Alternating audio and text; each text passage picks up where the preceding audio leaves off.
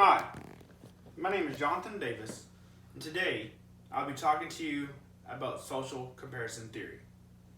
In 1954, an American social psychologist, Leon Festinger, introduced the theory of social comparison.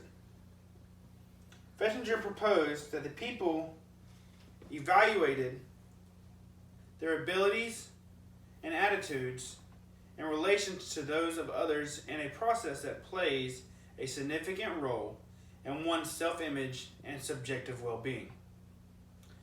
Festinger is basically saying that people make all kinds of judgments about themselves, and one of the key ways we do this is through social comparison, or analyzing the self in relations to other. For example, you're trying out for the football team. Your instinctual reaction is to compare yourself to other players, focusing on those who are better than you, as well as those who you think are not better than you. Festinger believed that we engage in this comparison process as a way of establishing a benchmark to make accurate evaluations of ourselves. Remember when you tried out for the football team? You're going to most likely compare yourself to the star player of your position and to achieve to be better than he is, driving you to improve your football skills. Festinger suggested that the social comparison process involves people coming to know themselves by evaluating their own attitudes, abilities, and beliefs in comparison with others. There are important factors to determine whether people will engage in social comparison. Festinger stated the performance dimensions has to be relevant to the self. For example, if excelling in football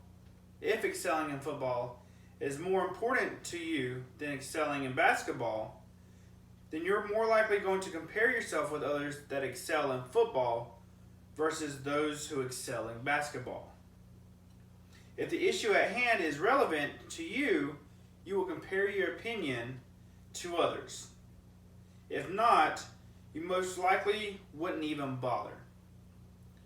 Festinger stated people compare themselves to those who are similar, whether similar in personal characteristics, like gender, ethnic background, and so forth, or in terms of performance.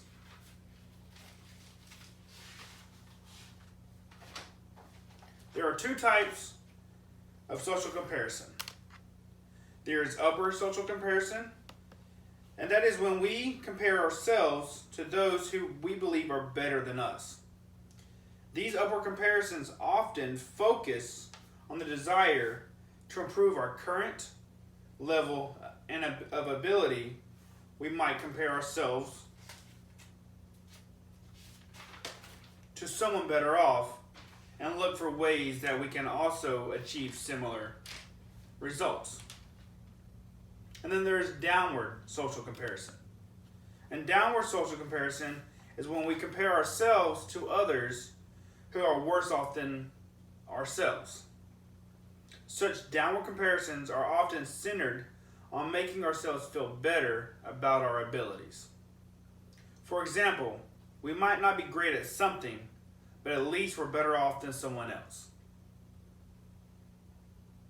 In 1981, Thomas Willis proposed when we are low in subjective well-being, we often make downward social comparisons in an attempt to feel better.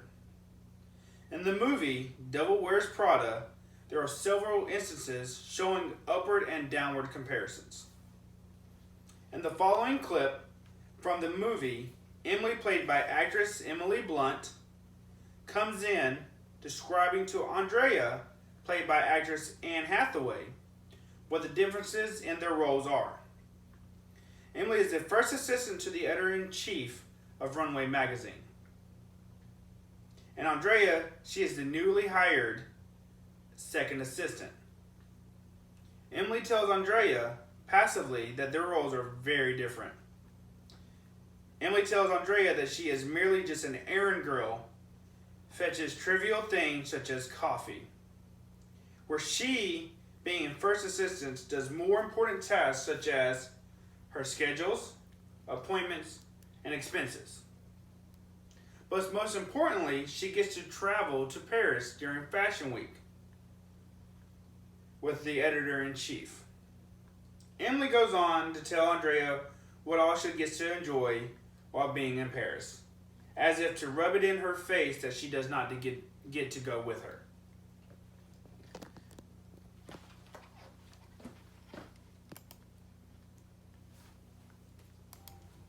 Right, remember you and I have totally different jobs. I mean, you get coffee and you run errands, yet I'm in charge of her schedule, her appointments and her expenses. And most importantly, I get to go with her to Paris for Fashion Week in the fall. I get to wear couture, I go to all the shows and all the parties, I meet all of the designers, it's divine. Okay, now stay here. I'm going to the art department to give them the book. This is the book. Now, it is a mock-up of everything in the current issue. Now, we deliver it to Miranda's apartment every night, and she returns it to us in the morning with her notes. The second assistant is supposed to do this, but Miranda is very private, and she does not like strangers in her house until she decides that you're not a total psycho. I get the lovely task of waiting around for the book. Oh, Emily, what do I do with it?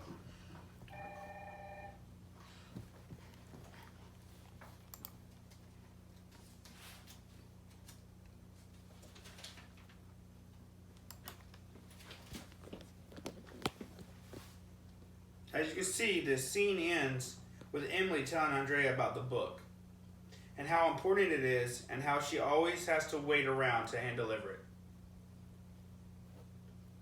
And to the editor for approval. She goes on to mention that it's typically a second assistant's task, but she isn't worthy of such a thing for being so new. As seen in the clip, Emily is seen talking herself up to Andrea to make it known that her position is far more superior than that of a second assistant. Emily is ultimately comparing herself to Andrea to attempt to create a positive image of herself through comparison with someone who is worse off than she is. It is safe to assume, even though Emily is just an assistant still, she is quick to make it known that her duties are not that low as a second assistant, regardless of how it may make Andrea feel. Emily is taking advantage of an opportunity to compare herself to Andrea, who has no authority over anything yet. As you can see, social comparison plays a key role in the judgment that people make about themselves.